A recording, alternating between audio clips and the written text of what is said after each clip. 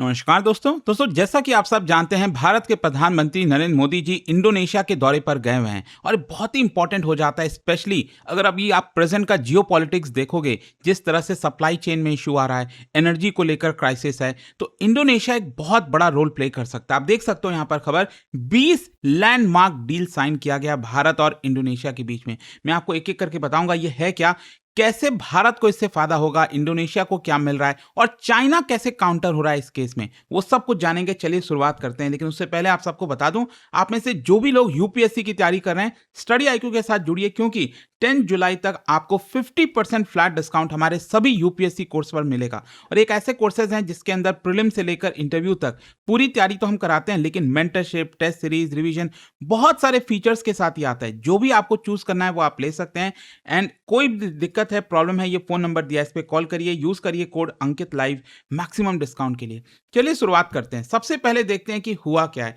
जैसा मैं आपको बता रहा था, नरेंद्र मोदी जी इंडोनेशिया के दौरे पर गए हुए हैं and it marks one of the biggest diplomatic achievement. क्योंकि चाहे आप भारत का एक्ट ईस्ट पॉलिसी बात करिए, महासागर जो mutual holistic advancement for security and growth, ये जितने भी हमने चीजें लॉन्च किए हैं, उसके तहत ये सबसे बड़ा डिप्लोमेटिक अचीवमेंट आप कह सकते हो। क्योंकि एक दिन के अंदर अंदर 20 एग्रीमेंट दोनों देशों ने साइन किया। और कौन कौन से चीज से रिलेटेड है ये, जैसे डिफेंस हो गया, critical minerals, AI, digital payment, maritime security, ports, agriculture, हर दिशा में आपको देखने को मिलेगा। मतलब ये एग्रीमेंट की वजह से दोनों देश के जो बायलैटरल रिलेशनशिप है, वो आपका ट्रेडिशनल डिप्लोमेसी से शिफ्ट होकर कॉम्प्रिहेंसिव स्ट्रैटेजिक पार्टनरशिप की तरफ जा रहा है इंडो पैसिफिक में। अब यहां पर पहला क्वेश्चन तो ये आता है कि इंडोनेशिया भारत के लिए क्यों इंपॉर्टेंट है। देखो, Indonesia is India's largest strategic partner. अगर आप साउथ ईस्ट एशिया की बात करें, जो हम आसियान देश देखते हैं ना, 10 आसियान कंट्रीज, उसमें ये भारत का लार्जेस्ट स्ट्रैटेजिक पार्टनर है।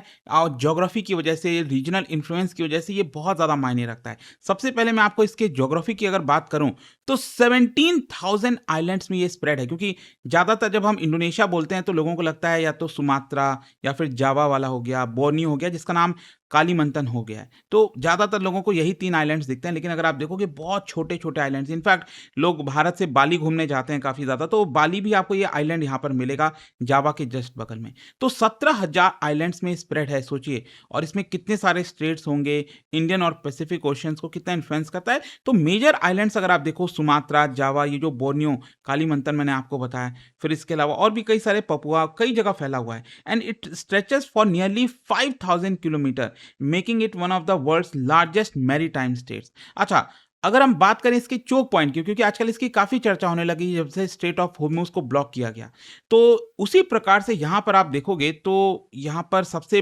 इंपॉर्टेंट जो चोक पॉइंट है वो तो स्ट्रेट ऑफ मलक्का हो गया, एक तो ये है ही है। फिर दूसरा यहां पर सुंदा स्ट्रेट, ध्यान रखिएगा, ये आपके एग्जाम पर्सपेक्टिव से बहुत इंपॉर्टेंट होगा। एक एक आइलैंड्स के बीच में इसको आपको याद रखना होगा, east to west, west to east, ये सारे याद रखना। तो सुमात्रा स्ट्रेट तो ये हो गया। फिर ये वाला जो है आपका, ये है आपका सुंदा स्ट्रेट। ये आपका कहाँ आता है, एक तो जो सुमात्रा आइलैंड है और जो जावा आइलैंड है, इन दोनों के बीच में, ठीक है। फिर तीसरा जो लोम्बोक स्ट्रेट है, लोम्बोक स्ट्रेट बेसिकली यहां पर बाली हो गया, ठीक है। जावा के बगल में ये बाली आइलैंड है और यहां पर है आपका लोम्बोक आइलैंड, और उसके बीच में ये जो स्ट्रेट है, इसको लोम्बोक स्ट्रेट कहते हैं। फिर एक और है, दैट इज मकासार स्ट्रेट।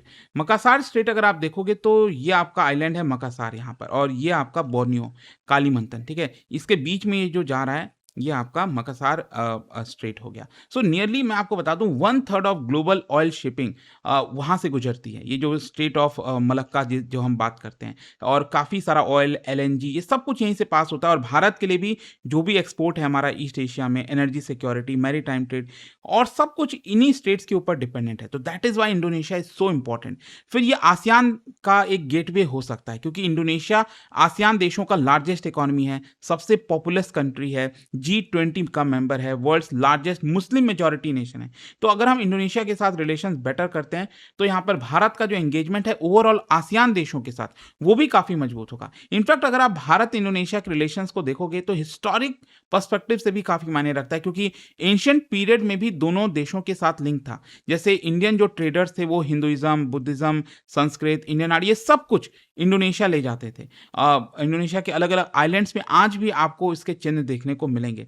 जैसे बाली में जो हिंदू ट्रेडिशन है, संस्कृत डिराइव्ड नेम्स हो गया। इनफैक्ट एक समय था जब इंडोनेशिया ने एक नोट निकाला था जिसमें गणेश भगवान का चित्र बना हुआ था, इमेज था।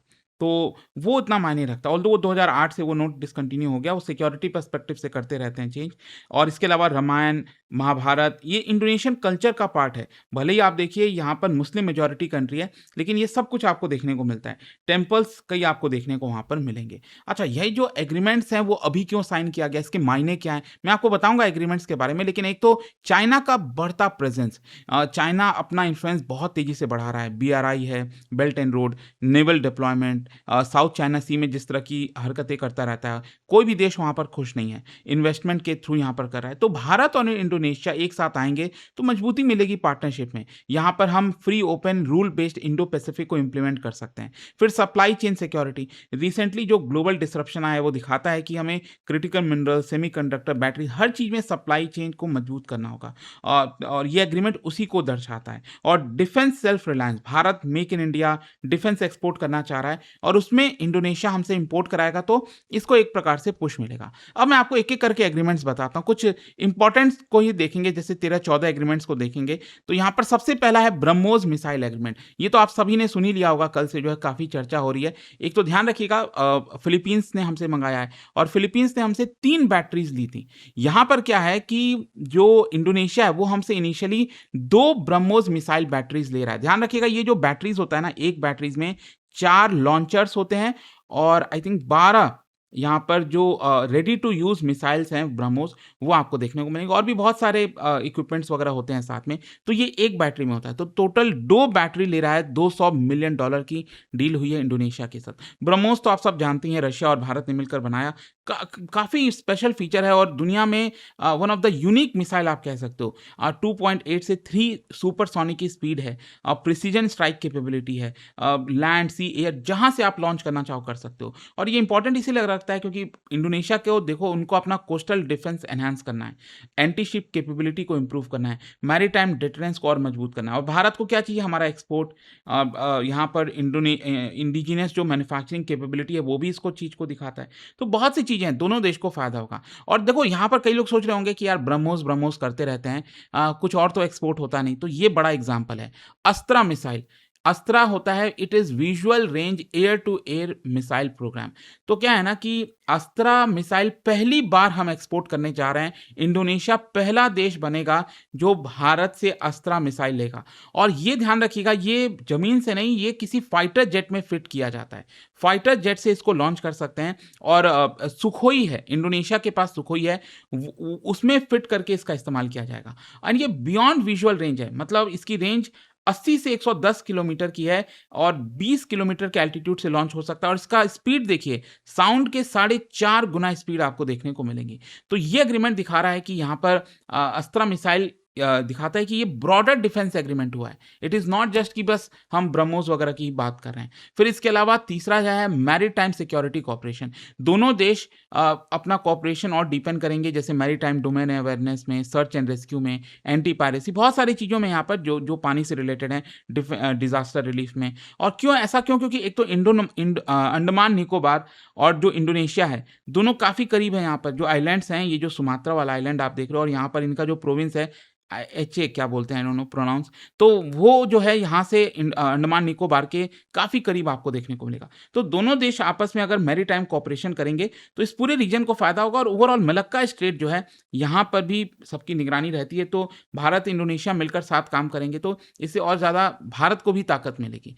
फिर चौथा एक इंपॉर्टेंट डेवलपमेंट वो है सबांग पोर्ट को लेकर। देखो, ये जो प्रोविंस मैंने बताया, यहीं पर आपको एकदम टिप पर मिलेगा सबांग पोर्ट यहाँ पर। और सबांग पोर्ट इंपॉर्टेंट इसलिए, अगेन अंडमान निकोबार आइलैंड से बहुत नज़दीक में है।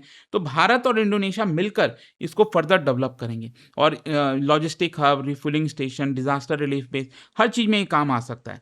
और भारत का जो अंडमान निकोबार प्रोजेक्ट है, ग्रेटर निकोबार प्रोजेक्ट, उसको ये कॉम्प्लीमेंट करता है। फिर इसके अलावा क्रिटिकल मिनरल्स तो आज के डेट में हर चीज़ में इंपॉर्टेंट हो गया है, निकल, कोबाल्ट, लिथियम, ग्रेफाइट, हर चीज़ में। और उसको हम इलेक्ट्रिक व्हीकल बैटरीज, सेमीकंडक्टर, इन चीज़ों में इस्तेमाल करते हैं। इंडोनेशिया क्यों इंपॉर्टेंट है? ध्यान रखिएगा, वर्ल्ड का लार्जेस्ट निकल रिजर्व है उसके पास, सब्सटैंशियल कोबाल्ट है, बॉक्साइट है, टिन है, कॉपर है। तो अगर हम पार्टनरशिप करते हैं तो हमारा जो रिसोर्सेज हैं जो जहाँ से ये निकलता है वो हमें मिल सकता है, तो भारत को इससे अगेन फ़ायदा हो सकता है। फिर इसके अलावा रेयर अर्थ कॉर्पोरेशन हो गया, मतलब यहाँ पर आप देखिए कि रेयर अर्थ आज के डेट में अगेन हर चीज़ में इस्तेमाल होता ही है। और आप सब जानते ही हैं जो रेयर अर्थ है उसमें चाइना डोमिनेट करता है, प्रोसेसिंग हो गया, जितनी भी चीज़ें हैं। तो इंडोनेशिया के साथ अगर हम यहाँ पर काम करते हैं तो सप्लाई चेन को सिक्योर करने में काफ़ी मदद हो सकती है। अच्छा, आर्टिफिशियल इंटेलिजेंस आज के डेट में अगेन काफ़ी इंपॉर्टेंट हो जाता है, हर चीज़ में इसका इस्तेमाल हो रहा है, हेल्थ केयर, एग्रीकल्चर। तो दोनों देश ने एग्री किया है कि दोनों साथ मिलकर एआई को लेकर काम करेंगे। फिर सेमीकंडक्टर इकोसिस्टम, अगेन ये सारी चीज़ें एक ही चीज़ आपको देखने को मिलेगा, मतलब रेयर अर्थ, क्रिटिकल मिनरल्स। तो इसमें क्या होता है, एक चीज़ ध्यान रखिएगा कि जो अपस्ट्रीम रिसोर्सेज है वो इंडोनेशिया के पास आपको देखने को मिलेगा। मतलब यहाँ पर इंडोनेशिया के पास जो खदानें हैं, माइंस, मिनरल्स, ये सब कुछ है। तो भारत अगर साथ आता है इसमें तो वो सारी चीज़ें सिक्योर हो पाएंगी। जो सप्लाई चेन की हम बात कर रहे हैं ओवरऑल, इसमें मदद हो पाएगा। फिर यूपीआई, अगेन यूपीआई भारत का एक बहुत ही स्ट्रांग फोर्स है, तो इंडोनेशिया के साथ मिलकर हम इसको प्रमोट करेंगे। जितने भी भारतीय अगर जाते हैं बाली या फिर जितने भी इंडोनेशिया में अलग अलग जगह, तो वो यहाँ पर पेमेंट वगैरह आसानी से कर पाएंगे। फिनटेक, स्टूडेंट मोबिलिटी, ये सारी चीज़ें हो पाएंगी। एजुकेशन, अगेन भारत ध्यान रखिएगा, Indian institute of management IIM Bangalore अपना कैंपस इंडोनेशिया में खोल रहा है, और वहाँ पर इसकी वजह से जो एजुकेशन मैनेजमेंट है, फैकल्टी एक्सचेंज, एग्जीक्यूटिव ट्रेनिंग, ये सारी चीज़ें जो है अगेन मजबूत होंगी। भारत का जो एजुकेशनल आउटरीच है विदेशों में वो काफ़ी बेटर होगा। हेल्थ केयर के मामले में अगेन भारत, जो फार्मास्यूटिकल इंडस्ट्री है भारत की, वो इंडोनेशिया के हेल्थ केयर सिस्टम में काफ़ी बड़ा रोल प्ले कर सकता है, तो इसमें भी डील हुआ है। एग्रीकल्चर, अगेन दोनों देश के लिए इंपॉर्टेंट है, ध्यान रखिएगा, भारत का के लिए फूड सिक्योरिटी, इंडोनेशिया के लिए भी एग्रीकल्चर टेक्नोलॉजी। तो दोनों देश अगेन इसको मिलकर काम करने वाले हैं ताकि दोनों देश के एग्रीकल्चर बढ़े, बेटर हो। और इसके अलावा ब्लू इकोनॉमी में बेसिकली हम बात करते हैं फिशरीज की, मरीन बायोटेक्नोलॉजी की, कोस्टल टूरिज्म की। तो यहाँ पर भी दोनों मिलकर एक दूसरे को प्रमोट करने की कोशिश करेंगे। और स्पेस में देखो भारत काफ़ी अच्छा कर रहा है, तो यहाँ पर सैटेलाइट एप्लीकेशन, डिजास्टर मॉनिटरिंग में, नेविगेशन में, तो भारत काफ़ी अच्छे से मदद कर सकता है इंडोनेशिया को, और इंडोनेशिया को वो चाहिए।